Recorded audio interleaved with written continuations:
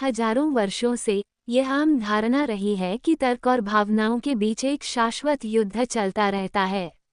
इस तरह की सोच में तर्क शांत, तार्किक और परिष्कृत होता है, जबकि भावनाएं आदिम, आवेगपूर्ण होती हैं और आपको भटका सकती हैं।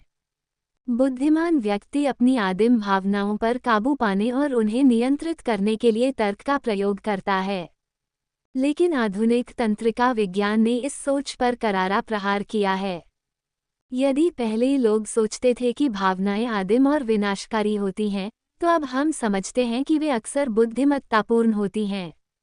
भावनाएं अधिकांश समय तर्क का मार्गदर्शन करती हैं और हमें ज्यादा तार्किक बनाती हैं। यह एक महत्वपूर्ण बदलाव है। समस्या यह है कि हमारी संस्कृति और संस्थाएं हमारे ज्ञान के साथ तालमेल नहीं बिठा पाई हैं। आज भी हम ऐसे समाज में रह रहे हैं जो कच्ची बुद्धि से भरा हुआ है। हमारे स्कूल बच्चों को मानकीकृत परीक्षाओं में बेहतर प्रदर्शन की क्षमता के आधार पर वर्गीकृत करते हैं तथा शरीर में विद्यमान उस ज्ञान को कम महत्व देते हैं जो जीवन में आगे बढ़ने के लिए उतना ही महत्वपूर्ण है। हमारे आर्थिक मॉडल इस विचार पर आधारित है कि मनुष्य एक तार्किक प्राणी है जो अपने स्वार्थ को महत्व देता है, लेकिन तब हमें आश्चर्य होता है जब निवेशक खुद को शेयर बाजार के बुलबुले के उन्माद में झोंक देते हैं। बहुत से लोग अपने आंतरिक जीवन से इसलिए कटे हुए हैं क्योंकि उन्हें नहीं पता कि भावनाएं कैसे काम करती हैं। हम भावनात्मक संबंध बनाने के मामले में अच्छे नहीं हैं। वर्ष 1994 में जब एंटोनियो दामासियो ने अपनी क्लासिक किताब डेस्कार्टेस एरर प्रकाशित की, तो भावनाओं की समझ में बदलाव शुरू हुआ। दामासियो ने अपने अध्ययन में दर्शाया कि भावनाएं बड़ी चतुराई से चीजों को मूल्य प्रदान करती हैं और यह जाने बिना कि क्या महत्वपूर्ण है या क्या अच्छा या बुरा है, मस्तिष्क बस अपने पहिए घुमाता रहता है। भावनाएं और तर्क दोनों अच्छे निर्णय लेने के लिए जरूरी हैं। उसके बाद से तंत्रिका वैज्ञानिक भावनाओं के अध्ययन में जुट गए।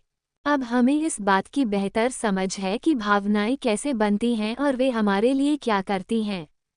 सरल शब्दों में कहें तो चेतन जागरूकता से नीचे आपका शरीर लगातार आपके आसपास की घटनाओं पर प्रतिक्रिया कर रहा है। हर दिन, हर सेकंड आपका दिमाग आपके शरीर से आने वाले संकेतों पर नज़र रखता है और उन्हें अर्थ देने की कोशिश करता है। क्या ये शारीरिक प्रतिक्रियाएं घबराहट हैं, चिंता है?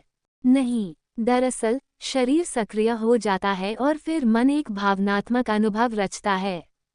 भावनाएं हमें सही मानसिक स्थिति में लाती हैं ताकि हम उस स्थिति के बारे में प्रभावी ढंग से सोच सकें जिसमें हम उलझे हुए हैं। दूसरे शब्दों में, भावनाएं परिस्थितियों के अनुसार मन को एक या दूसरी दिशा में मोड़ देती हैं। क्रोध हमें अन्याय पर ध्यान केंद्रित करने में मदद करता है। विस्मय हमें महानता के सामने छोटा महसूस करने और दूसरों के प्रति अच्छा व्यवहार करने के लिए प्रेरित करता है।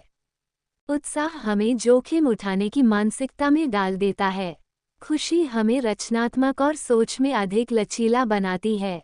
घृणा हमें अनैतिक व्यवहार को खारिज करने के लिए प्रेरित करती है। भय हमारी इंद्रियों को तीव्र करने और ध्यान केंद्रित करने में मदद करता है। चिंता हमें निराश करती है, जिससे हम जोखिम उठाने से बचते हैं। उदासी याददाश्त बढ़ाती है और सटीक निर्णय लेने में मदद करती है, हमें स्पष्ट संवाद करने वाला और निष्पक्षता के प्रति चौकस बनाती है। जैसा कि लिसा फील्डमैन बैरेट ने अपनी पुस्तक हाउ इमोशंस आर मेड में लिखा है, आप सोच सकते हैं कि रोजमर्रा की जिंदगी में आप जो देखते और सुनते हैं वो आपकी भावनाओं को प्रभावित करता है, लेकिन ज़्यादातर इसके विपरीत होता है। आप जो महसूस करते हैं वो आपकी दृष्टि और श्रवण को बदल देता है। तंत्रिका विज्ञानी जॉन कोट्स ने पाया कि कभी कभी हमारी भावनाएं चीज़ों को गलत दिशा में ले जाती हैं और हमें आत्मघाती मानसिक स्थिति में डाल देती हैं। न्यूरोसाइंटिस्ट बनने से पहले वह गोल्डमैन सैश, मेरिल लिंच और ड्यूश बैंक में वॉल स्ट्रीट ट्रेडर थे। अपनी पुस्तक The Hour Between Dog and Wolf में उन्होंने बताया है कि कैसे तेजी वाले बाजार व्यापारियों की भावनात्मक मानसिकता को बदल सकते हैं। निर्णय लेने वालों को जोखिम उठाने और आगे बढ़ने के लिए भावनात्मक आत्म जागरूकता की जरूरत होती है।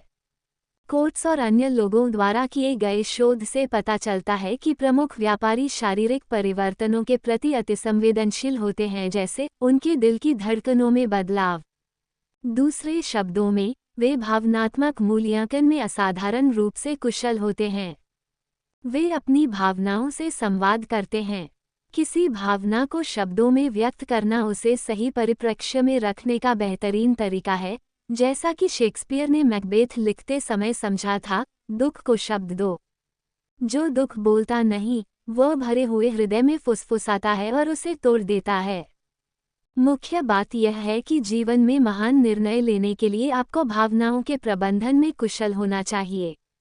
जीवन गणित की समस्याओं का समूह नहीं है।